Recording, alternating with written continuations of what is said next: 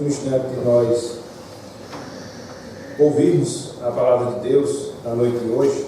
E eu vou pedir mais uma vez que os irmãos, os amigos abram as suas Bíblias no Salmo número 136. Não vou ler novamente, ele já foi lido na parte introdutória do nosso culto, na nossa leitura devocional, mas eu queria que você abrisse sua Bíblia e a deixasse aberta para que nós possamos fazer referência à palavra do Senhor. Nós temos aí alguns minutos antes de encerrarmos o ano, e aí vamos aproveitar esses últimos instantes para aprender de Deus e para sermos assim edificados através da sua palavra. Salmo número 136. Salmo número 136.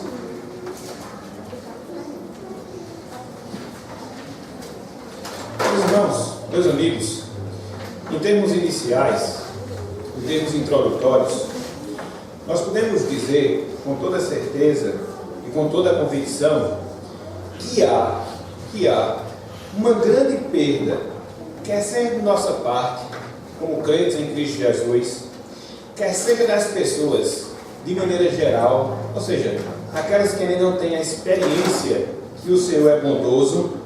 Há uma grande perda quando nós não paramos, quando nós não nos concentramos e não contemplamos a pessoa de Deus e a sua obra, a fim de que nós possamos render glória e louvor ao nome do nosso Deus. Na medida em que isso não acontece, na medida em que nós não dispomos ou não nos dispomos a parar em alguns instantes, a parar em alguns momentos e começarmos a contemplar quem é Deus, começarmos a considerar aquilo que Deus faz, a fim de que essa meditação possa gerar no nosso coração glória e louvor ao seu nome. Primeiramente, em relação a nós crentes, quando nós não temos essa disposição, dentre várias coisas, nós deixamos de nos alegrar em Deus como nós deveríamos. Na medida, meus irmãos e irmãs, que nós contemplamos Deus, na medida em que nós paramos para considerar sua grandeza, na medida em que nós nos concentramos na excelência da sua obra, quer seja na nossa vida, quer seja no mundo de maneira geral, na medida em que nós não fazemos isso, acabamos por não nos alegrarmos no Senhor como nós deveríamos. Porque quando assim o fazemos, quando nós concentramos a nossa atenção em Deus, quando nós concentramos a nossa atenção naquilo que Deus faz, a gente percebe a grandeza de Deus, a gente percebe o seu poder, e isso naturalmente nos faz alegrar nele, isso naturalmente nos faz nos satisfazermos em Deus e nos consolarmos na pessoa do Senhor. É por isso que, como crentes, nós temos esse desafio.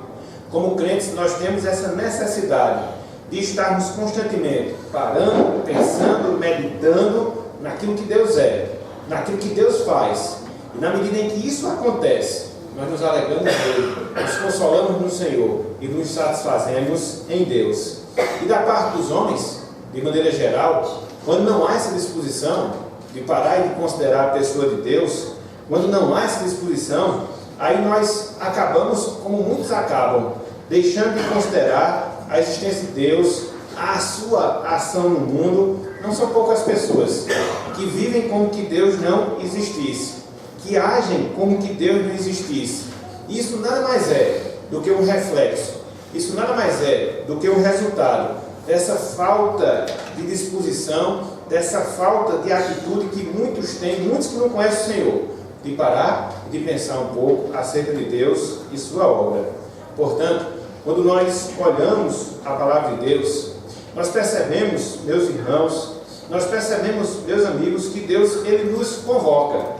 Nós percebemos que Deus, Ele nos chama, quer seja através da sua palavra, quer seja através da sua criação, quer seja através da sua salvação, quer seja através da sua providência, a podermos considerar Deus, a podermos considerar aquilo que Deus faz, a fim que nós possamos glorificar o Senhor.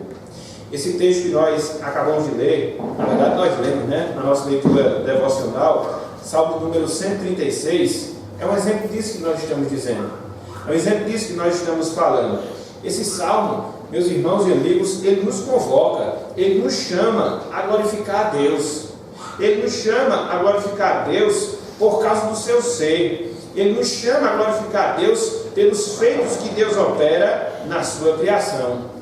O autor sagrado, aqui no Salmo de número 136, ele faz a menção à natureza de Deus, ele faz menção às obras de Deus no seu povo e no mundo geral, Israel, para quê? Para que a gente possa responder a esse chamado, para que a gente possa render graças ao Senhor, para que a gente possa ser grato a Deus, para que a gente possa glorificar ao Senhor por tudo aquilo que Ele é e por tudo aquilo que Ele faz em nossa vida.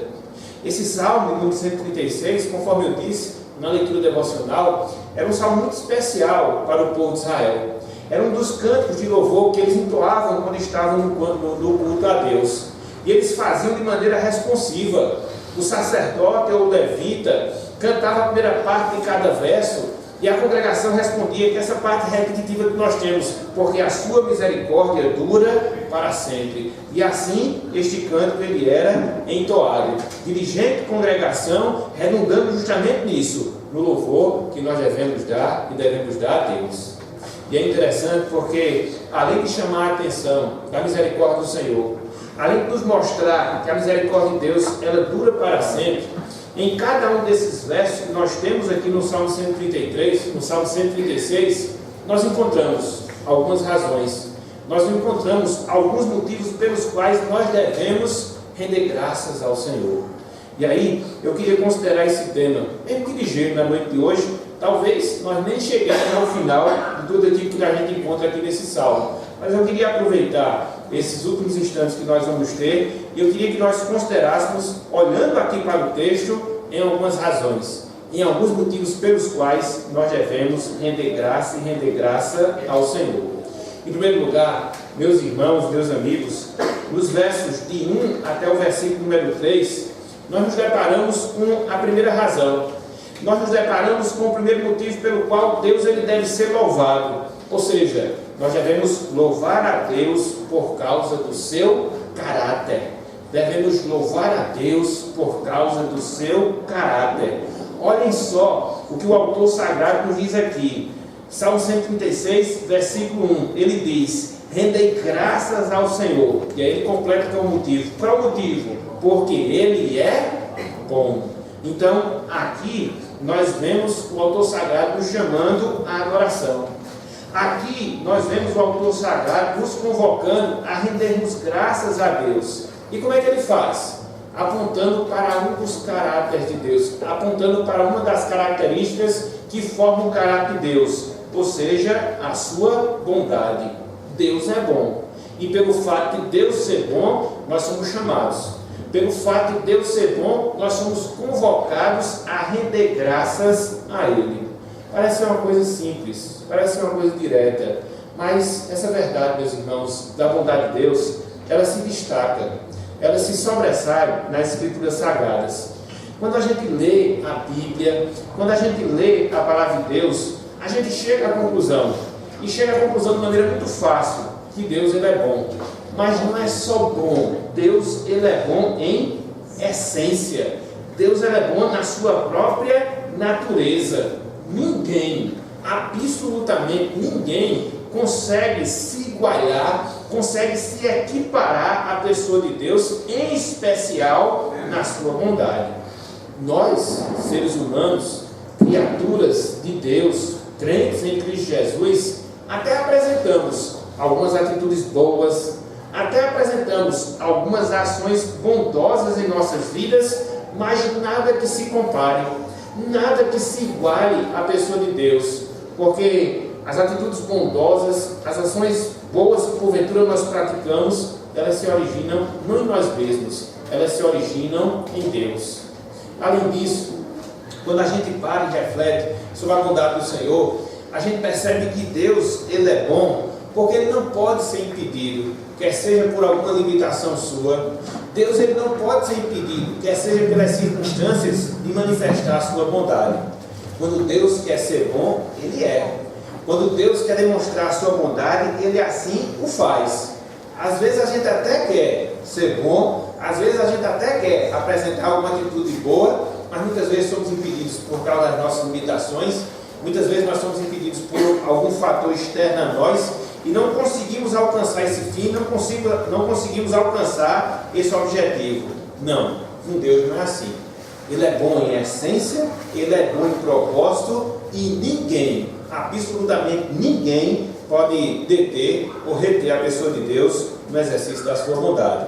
Tanto é que quando você vê o restante do Salmo, ele mostra justamente essa singularidade de Deus, que Deus é único em bondade. Tanto é que ele diz: rendei graças ao Deus dos deuses.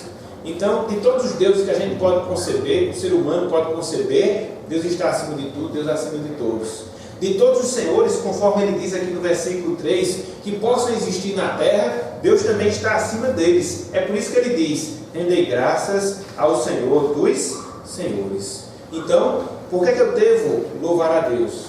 Por que eu devo glorificar a Deus? Em primeiro lugar, por causa do seu caráter. Deus, ele é bom. E aí, meus irmãos, quando a gente pensa na nossa vida, a gente chega à conclusão que a nossa vida em si é uma demonstração clara. É uma demonstração clara da bondade de Deus. Cada dia, cada semana, cada ano que se passa, testifica que Deus derrama a sua bondade em nossas vidas. Se hoje, por exemplo, nós estamos aqui, se hoje, por exemplo, nós somos pessoas salvas em Cristo Jesus, a quem nós devemos responsabilizar essa salvação? A quem nós devemos atribuir essa salvação? A quem? A Deus. Se nós pensarmos na nossa vida da mesma forma, se aqui estamos hoje, é porque Deus demonstrou a sua bondade, nos concedendo existência, nos concedendo saúde.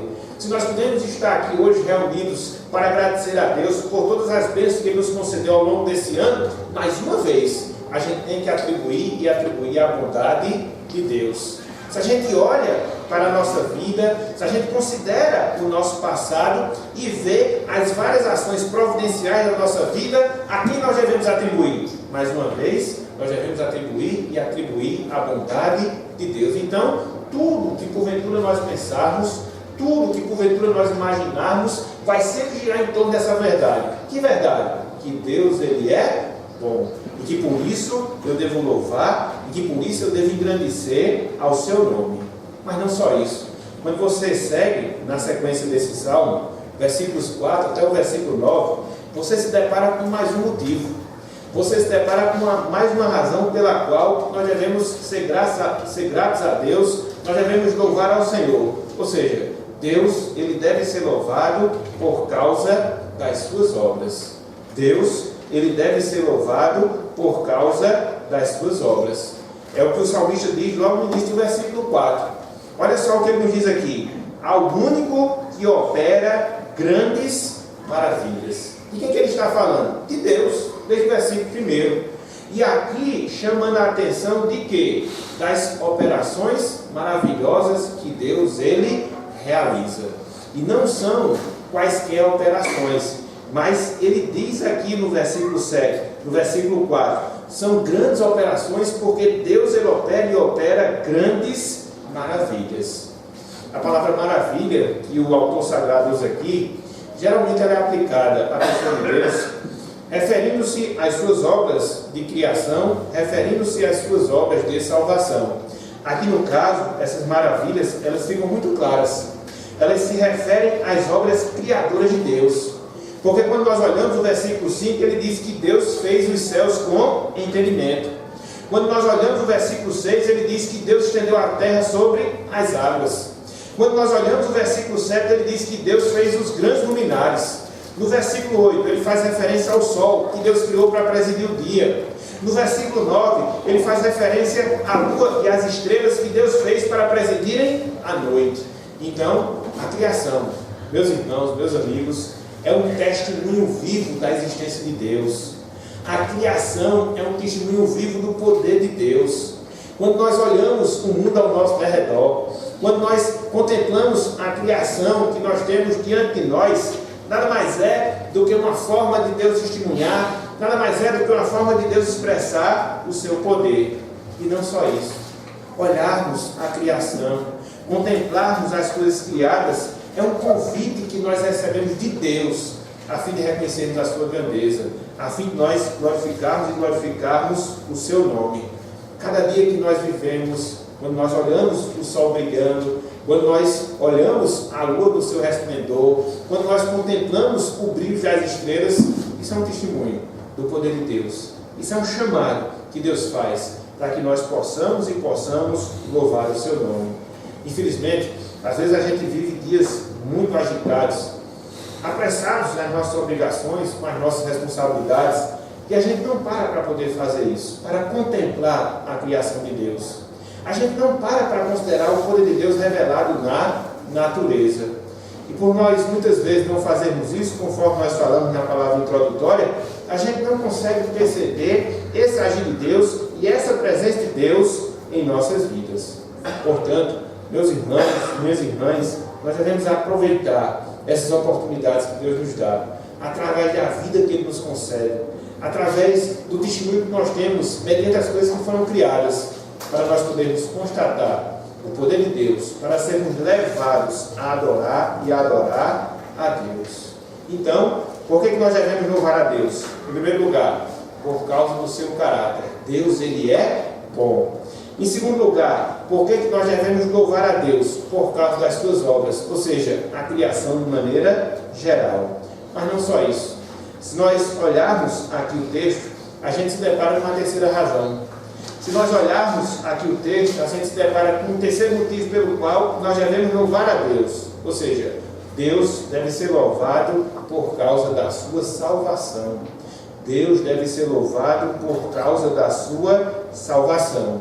É isso que nós encontramos entre os versículos 10 e o versículo 15. No versículo 10, o autor sagrado diz: aquele que feriu o Egito nos seus primogênitos. Ele está fazendo referência à 10ª praga que nós temos lá no livro de Êxodo, quando Deus libertou Israel do cativeiro do Egito. Ele resume, na verdade, as 10 pragas através da última, pela importância que ela teve, pelo impacto que ela gerou lá no passado. Aí você vai para o versículo 11 e ele diz que Deus tirou Israel do meio deles, ou seja, do meio do Egito. Você chega no versículo 12 e vê com mão poderosa e com braço estendido. No versículo 13 você olha o texto e vê aquele que separou em 2 partes o mar vermelho. Mais uma vez fazendo menção ao ato milagroso de Deus lá no livro de Êxodo. Versículo 14, e por entre eles fez passar Israel. Versículo 15, mas precipitou no mar vermelho a Faraó e ao seu exército. Então, o que é que o salmista diz aqui? Ele diz do poder salvador de Deus. Ele faz menção àquilo que Deus realizou no passado, libertando o povo de Israel do cativeiro do Egito. A salvação é mais uma razão. A salvação é mais um motivo pelo qual nós devemos dar glória ao Senhor. Por quê? Porque é na nossa salvação que a gente percebe o agir e também a manifestação do poder de Deus em nossas vidas. De sorte que, meus irmãos, minhas irmãs, falar daquilo que Deus fez por nós em Cristo Jesus deve promover em nós o motivo de nós glorificarmos a Deus. A semelhança do que Ele fez com o povo de Israel, tirando do Egito, Deus também fez conosco em termos espirituais. Nos tirou desse mundo mau, nos tirou do reino das trevas, e como nos diz o Novo Testamento, nos transportou para o reino do Filho do seu amor. De sorte que quando nós analisamos e consideramos a nossa salvação, a gente encontra sim motivo, a gente encontra sim razão para nós rendermos graças ao Senhor. Afinal de contas, a salvação não é algo pequeno. Ela envolve todo o agir de Deus, ela envolve todo o trabalhar de Deus, nos concedendo entendimento espiritual, nos concedendo amor por Deus, dispondo o nosso coração para aceitar a sua palavra. Então acontece um verdadeiro milagre, acontece a atuação do poder de Deus, assim como Ele atuou no passado. E isso é importante, meus irmãos, e isso é importante. Nós devemos muito louvar a Deus por aquilo que Ele é e por aquilo que Ele faz. E quando nós pensamos naquilo que Ele fez por nós em Cristo Jesus, mais motivos nós encontramos, mais razões nós achamos de louvar e engrandecer o nome do Senhor. Então que a gente possa fazer isso, que a gente possa contemplar a obra da graça que foi operada em nós, Que Deus cada vez mais nos faça enxergar o seu amor salvador. Que Deus cada vez mais nos faça entender aquilo que Ele fez por nós em Cristo Jesus. Para quê? Para que nós tenhamos motivos e razões de engrandecer o nome de Deus. Talvez nós não tenhamos tido um ano fácil. Alguns com mais problemas do que outros, alguns com mais dificuldades do que outros, mas nós podemos chegar a essa conclusão, que independente de quaisquer uma dessas coisas, nós experimentamos o amor salvador de Deus. E por isso nós estamos aqui.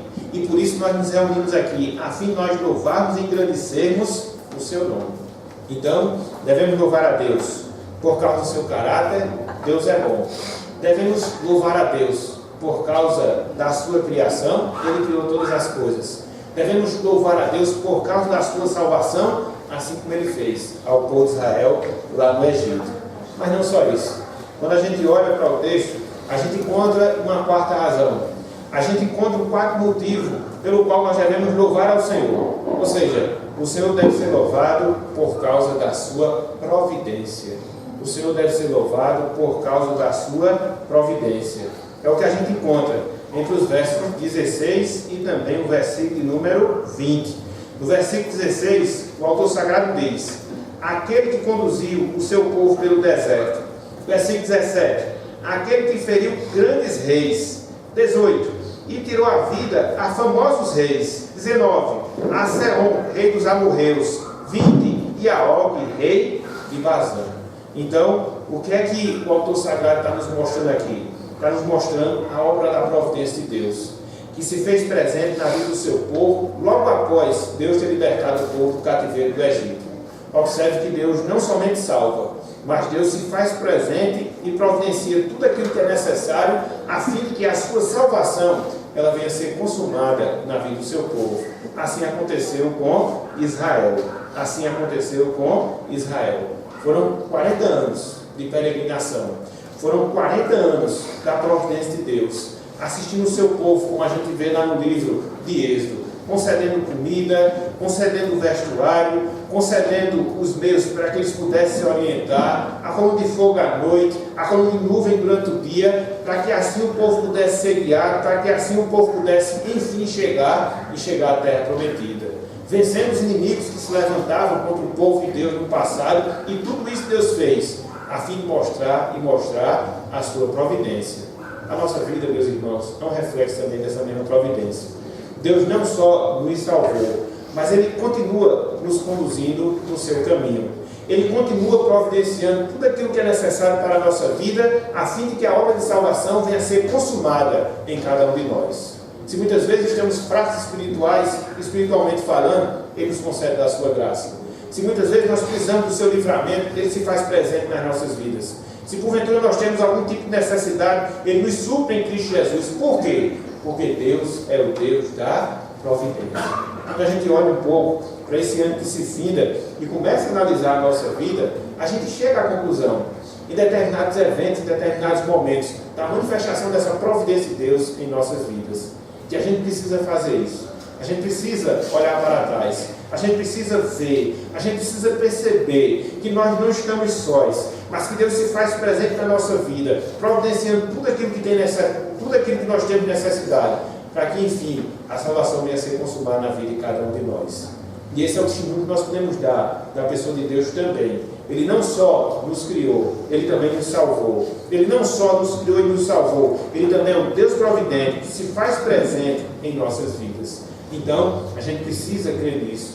A gente precisa descansar nessa verdade. A gente precisa alegrar o nosso coração com esse fato, para que assim recobremos as nossas forças e estejamos prontos para mais um ano que vai se iniciar. Talvez tenham mais lutas, mais dificuldades do que o ano que se finda, mas com toda certeza será o ano em que Deus continuará sendo providente em nossas vidas. Então, devemos louvar a Deus pelo seu caráter, sim, Deus é bondoso. Devemos louvar a Deus pela sua criação, sim, Deus criou todas as coisas, as suas obras. Devemos louvar a Deus pela sua salvação, também. Também devemos louvar a Deus por causa da sua providência. Mas não só isso. Finalizando de maneira bem rápida, nós temos uma quinta razão, um quinto motivo pelo qual devemos louvar a Deus. Ou seja, o Senhor deve ser louvado por causa do cumprimento das suas promessas. o Senhor deve ser louvado por causa do cumprimento das suas promessas. É o que a gente encontra entre os versos 21 e o verso 24. No versículo 21, o autor diz: cujas terras deu em herança. Versículo 22, em herança a Israel seu servo. Versículo 23, a quem se lembrou de nós em nosso abatimento. Versículo 24, e nos libertou dos nossos adversários. Aqui nós encontramos o autor sagrado fazendo menção à herança. Que herança era essa? Que a promessa que Deus fez a Abraão, centenas de anos antes dela se concretizar na vida do povo de Israel. Passa-se Abraão, passa-se Isaac, passa-se Jacó, passa-se centenas de anos, a libertação que Deus faz do povo de Israel do Egito, ao período em que ele caminha com o povo no deserto, mas enfim, ele entrega a terra prometida, a terra que havia prometido a Abraão. Por quê? Porque Deus, ele cumpre as suas promessas. E é a mesma experiência que também nós temos. A mesma experiência que nós temos em nossas vidas. Deus, o Deus que nós servimos, ele é o Deus que é fiel para cumprir e cumprir a sua palavra. Como de fato cumpriu nas nossas vidas ao longo desse ano que se finda. As nossas orações, a resposta que ele deu às nossas orações comprova esse fato. A Bíblia diz que se nós oramos e oramos segundo a vontade de Deus, ele nos ouve. E na medida em que nós fizemos esse tipo de oração, na medida em que nós oramos segundo a vontade de Deus, nós tivemos a experiência que Deus respondeu às nossas orações. Por quê? Porque ele cumpre as suas promessas. Essa é a garantia que nós também devemos ter ao longo de toda a nossa vida, em mais esse ano que se inicia, que Deus continuará e continuará cumprindo as suas promessas em nossas vidas. Então, meus irmãos, meus amigos, nós temos aqui nesse texto justamente essas 5 razões. Nós temos aqui nesse texto justamente esses 5 motivos pelos quais nós devemos ser gratos ao Senhor. Por causa do seu caráter, por causa das suas obras, por causa da sua salvação, por causa da sua providência e por causa do cumprimento das suas promessas. Então que nós possamos de fato louvar a Deus, que nós possamos parar, nos ater e contemplar quem é Deus, quem é aquilo que Ele faz, para que assim nós tenhamos motivo de louvar o seu nome. Se porventura nós não temos essa experiência, se porventura nós não conhecemos a salvação do Senhor, cabe a nós clamarmos pela sua graça, pela sua misericórdia, conforme o texto diz aqui, dura para sempre, para que Ele nos abra o entendimento, para que Ele nos abra a compreensão, e assim, você também possa ser sensível, não só à existência, mas à ação de Deus na sua vida, e assim você encontra motivos, razões para poder louvar a Deus, para poder engrandecer o seu nome, e assim cumprir o propósito que Deus determinou para cada um de nós, que é vivermos essa vida, nos alegrando em Deus, através da glorificação que nós devemos dar ao Senhor. Então, que essa venha a ser a nossa realidade, que esse venha a ser o fato a ser visto nas nossas vidas em mais esse ano, para que assim a gente possa chegar no final do ano que se inicia, como nós estamos aqui hoje, rendendo graça a Deus, porque Ele é bom, porque a sua misericórdia dura para sempre. Então que Deus nos abençoe e que Ele aplique a sua santa palavra em nossos corações. Amém.